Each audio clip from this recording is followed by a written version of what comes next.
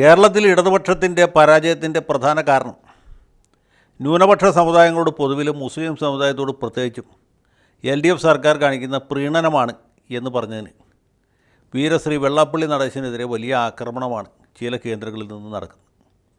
വെള്ളാപ്പള്ളിയെ കൊലപാതകനാക്കിക്കൊണ്ട് media one ചാനലും അതുപോലെ മറ്റ് ചില പത്രമാധ്യമങ്ങളും ചില ബുദ്ധിജീവികളും രംഗത്ത് വന്നിട്ടുണ്ട്. ചില സാംസ്കാരിക നായകന്മാർ ചേർന്ന് ഒരു പ്രസ്താവനയും പുറപ്പെടുവിച്ചിട്ടുണ്ട്. CPMൻ്റെ ഔപചാരികമായ പ്രതികരണം വരാൻ പോകുന്നേ ഉള്ളൂ. അതെന്ത് തന്നെയായാലും വെള്ളാപ്പള്ളി നടേശൻ വളരെ കൊലപാതകനും വെറുക്കപ്പെട്ടവനും ആയി ചിത്രീകരിക്കപ്പെട്ട് കഴിഞ്ഞു. അദ്ദേഹത്തെ കഠിനമായി ആക്ഷേപിച്ചുകൊണ്ട് ഭത്സിച്ചുകൊണ്ട് ചില പോപ്പുലർ ഫ്രണ്ട് ബുദ്ധിജീവികൾ ഫേസ്ബുക്ക് വഴിക്കും ആക്രമണം തുടരുന്നുണ്ട്.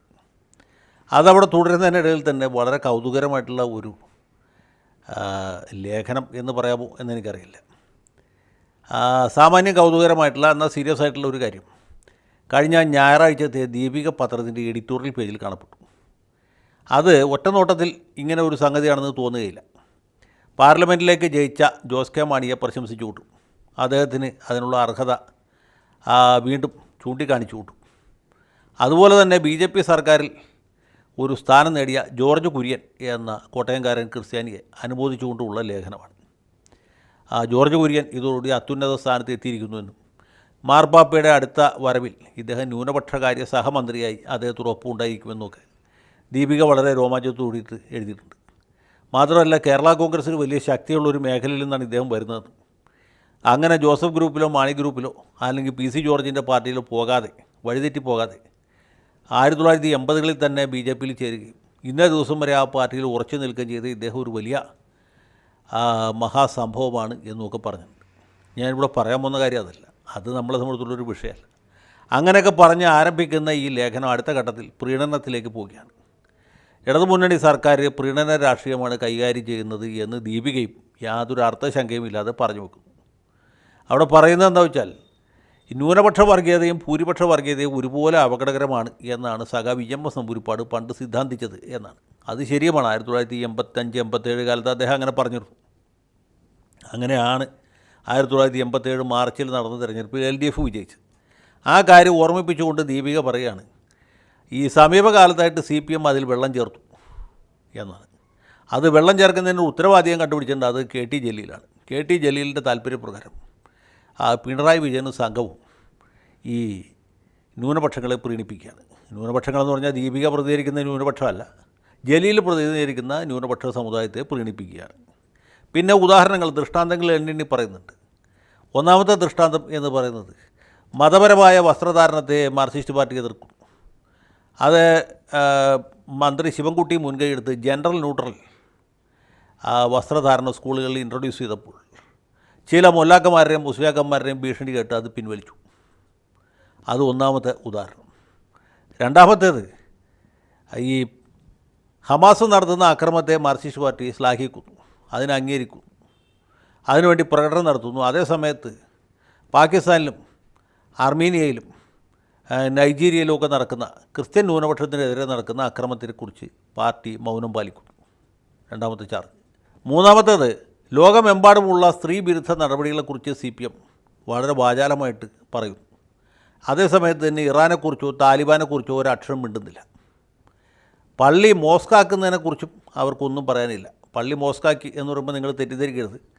ഈ തുർക്കിയിലെ ഇസ്താംബൂളിലുള്ള ഹഗിയ സോഫിയ എന്ന് പറഞ്ഞ പുരാതനമായ ആരാധനാലയം അത് പിൽക്കാലത്ത് മുസ്ലിം ആരാധനാലയമാക്കി മാറ്റുകയും പിന്നീട് കമാൽ പാഷയുടെ കാലത്ത് മ്യൂസിയമാക്കി മാറ്റുകയും സമീപകാലത്ത് ഉറുദുഖാൻ അതിനെ വീണ്ടും മസ്ജിദാക്കി മാറ്റുകയും ചെയ്ത സംഭവമാണ് ദീപിക പറയുന്നത്.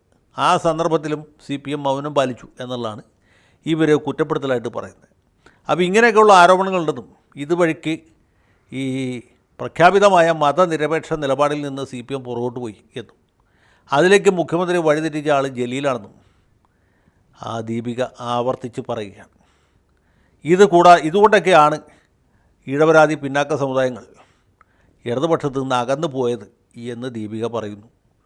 എന്ന് മാത്രമല്ല ദീപിക ഇടതുപക്ഷത്തിനൊരു ഉപദേശം കൂടി കൊടുക്കുന്നുണ്ട്. ഇടതുപക്ഷമാകണം എന്നാണ്. ഇടതുപക്ഷമാകണം എന്ന് ദീപിക ഉറപ്പിച്ചു പറയുന്നു. അതുകൊണ്ടാണ് ഇങ്ങനെയുള്ള സംഭവങ്ങൾ ഉണ്ടാകുന്നത്. ഈ പാർട്ടി വഴിതെറ്റിപ്പോകുന്നു എന്നാണ് ദീപിക പറയുന്നത്. വെള്ളാപ്പള്ളി നടേശൻ്റെ ശ്രദ്ധയിൽ ഈ ലേഖനം പെട്ടോന്ന് എനിക്കറിയില്ല. പെട്ടാൽ അങ്ങനെ അദ്ദേഹം ഏത് രീതിയിൽ ഇതിനോട് പ്രതികരിക്കുമെന്നും എനിക്കറിയില്ല. പക്ഷേ ദീപികയും വിചാരിക്കുന്നത് ഇവിടെ പ്രീണനം നടക്കുന്നുണ്ട് എന്നാണ്. ഇവർക്ക് അവിഹിതമായി എന്തെങ്കിലും കൊടുക്കുന്നു എന്നുള്ളതല്ല, മറിച്ച് ഇങ്ങനെയുള്ള കാര്യങ്ങളിൽ ഹമാസ് വിഷയത്തിലാണെങ്കിലും അതുപോലെ ഇറാൻ, താലിബാൻ മുതലായ വിഷയങ്ങളിലാണെങ്കിലുമൊക്കെ ഈ വിവാദത്തിൽപ്പെട്ട ആൾക്കാരെ അതിര് കടന്ന് പീഡിപ്പിക്കുന്നു, അല്ലെങ്കിൽ അവർ കാണിക്കുന്ന കൊള്ളരായ്മകൾ, മനുഷ്യാവകാശ ലംഘനങ്ങളൊന്നും CPM അടക്കമുള്ള പുരോഗമന പ്രസ്ഥാനങ്ങൾ ഇടതുപക്ഷക്കാർ തീരെ കാണുന്നില്ല, ശ്രദ്ധിക്കുന്നില്ല. അതുകൊണ്ടാണ് ജനങ്ങൾ പോയത്. എന്നിട്ട് ദീപിക ഒരു കാര്യം കൂടി പറയുന്നുണ്ട്, ഈ പുണ്ണിൽ കൊള്ളിവെക്കാന്ന് പറയില്ലേ, അല്ലെങ്കിൽ മുറിവിൽ മുളക് തേക്കുന്ന പോലെ കോൺഗ്രസിൻ്റെ പ്രീണനം സഹിക്കാൻ വയ്യാതെ ഇടതുപക്ഷത്തിന് വോട്ട് ചെയ്ത ആളുകൾ ഇപ്പോൾ ഇടതുപക്ഷത്തിൻ്റെ പ്രീണനം സഹിക്കാൻ വയ്യാതെ BJPക്ക് വോട്ട് കൊടുക്കുന്ന സാഹചര്യമാണ് ഉള്ളത് എന്ന് പറയുമ്പോൾ നമ്മുടെ മനസ്സിലേക്ക് വരുന്നത് തൃശ്ശൂർ ജില്ലയിലും മറ്റുമൊക്കെയുള്ള ക്രിസ്ത്യാനികളുടെ സ്ഥിതിയാണ്. ഇവർ ഏത് കാലത്തും കോൺഗ്രസിൻ്റെ വോട്ടർമാരാണ്. കോൺഗ്രസിൻ്റെ പ്രീണനത്തിൽ പ്രതിഷേധിച്ചോ എന്തോ അവർ കഴിഞ്ഞ തവണ LDFന് വോട്ട് കൊടുത്തു, ഇത്തവണ അവർ വോട്ട് BJPക്ക് മാറ്റിച്ചു. അപ്പോൾ ഇത് ഒരു ട്രെൻഡായിട്ട് മാറും എന്നാണ് ഈ ലേഖനം എഴുതിയ ആൾ ഭംഗം നിറയണം പറഞ്ഞു വെക്കുന്നത്. ഈ അടുത്ത കാലത്ത് ചില വൈദിക ശ്രേഷ്ഠന്മാർ നടത്തിയ പ്രസ്താവനകളുമായിട്ട് ഇതിന് കൂട്ടിച്ചേർത്ത് വായിക്കാവുന്നേ ഉള്ളൂ. അപ്പോൾ അത് വായിക്കുമ്പോൾ നമുക്ക് കിട്ടുന്ന ചിത്രം എന്ന് പറയുന്നത് ഞങ്ങൾക്ക് LDFന് വോട്ട് മാറ്റി ചെയ്യാമെങ്കിൽ BJPക്ക് ചെയ്യാൻ യാതൊരു മടിയുമില്ല എന്ന് തന്നെയാണ്. ഇത് വെള്ളാപ്പള്ളി നടേശൻ പറഞ്ഞെങ്കിൽ വേറൊരു രീതിയിലായി പോയേനെ. ദീപിക പത്രത്തിലായതുകൊണ്ട് അത് വളരെ സഭ്യമായ രീതിയിൽ സൗമ്യമായിട്ട് പറഞ്ഞു വെച്ചു എന്നേ ഉള്ളൂ. പിന്നെ ദീപികയ്ക്ക് അത്രയധികം സർക്കുലേഷൻ ഇല്ലാത്തതുകൊണ്ടും ദീപിക പണം കൊടുത്ത് വാങ്ങിക്കുന്നവർ തന്നെ ഇത് വേണ്ട രീതിയിൽ വായിക്കാത്തതുകൊണ്ടും അധികം ആളുകളുടെ ശ്രദ്ധയിൽപ്പെട്ടില്ല എന്നാണ് എനിക്ക് തോന്നുന്നത്. ഏതായാലും ഇങ്ങനൊരു അഭിപ്രായം നമ്മുടെ രാജ്യത്ത് പൊന്തി വന്നിട്ടുണ്ട്. ഇനി ദീപികയ്ക്ക് നേരെ ആയിരിക്കുമോ അടുത്ത ആക്രമണം എന്ന് ഞാൻ ഭയപ്പെടുന്നു. ഏതായാലും കാര്യങ്ങൾ മുന്നോട്ട് തന്നെ നടക്കട്ടെ എന്ന് മാത്രം പറഞ്ഞുകൊണ്ട് അവസാനിപ്പിക്കും.